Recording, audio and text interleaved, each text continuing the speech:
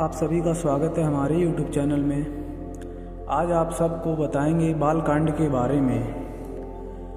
कौशल प्रदेश जिसकी स्थापना वैश्वस मुनि ने की थी, पवित्र सरयू नदी के तट पर स्थित है। सुंदर एवं समृद्ध अयोध्या नगरी इस प्रदेश की राजधानी है। वैशस्थ मुनि के वंश में अनेक शूरवीर, पराक्रमी, प्रतिभाशाली तथा यशस्वी राजा हुए, जिनमें से राजा दशरथ भी एक थे।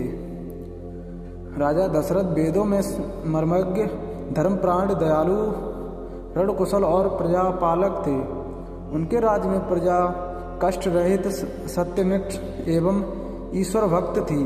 उनके राज्य में किसी से कोई भी प्रतिद्वेष भाव का सर्वथा अभाव था।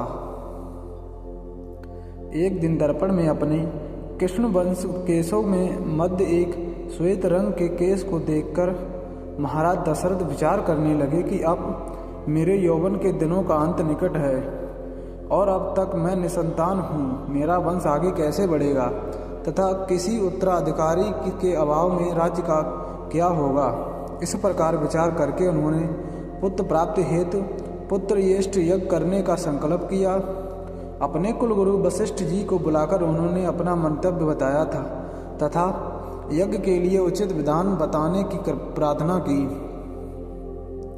उनके विचारों को उचित तथा युक्त जानकर गुरु वशिष्ठ जी बोले, हे राजन, पुत्र यष्ट यज्ञ करने से अवश्य ही आपकी मनोकामना पूर्ण होगी, ऐसा मेरा विश्वास है। अतः आप शीघ्रशील अश्वमेध यज्ञ करने तथा इसके लिए एक सुंदर श्यामकर्ण अश्व छोड़ने की व्यवस्था करें।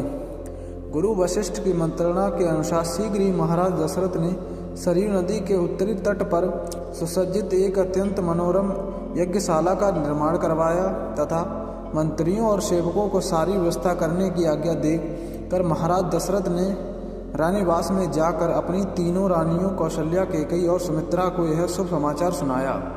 महाराज के वचनों को सुनकर सभी रानियां प्रसन्न हो गईं।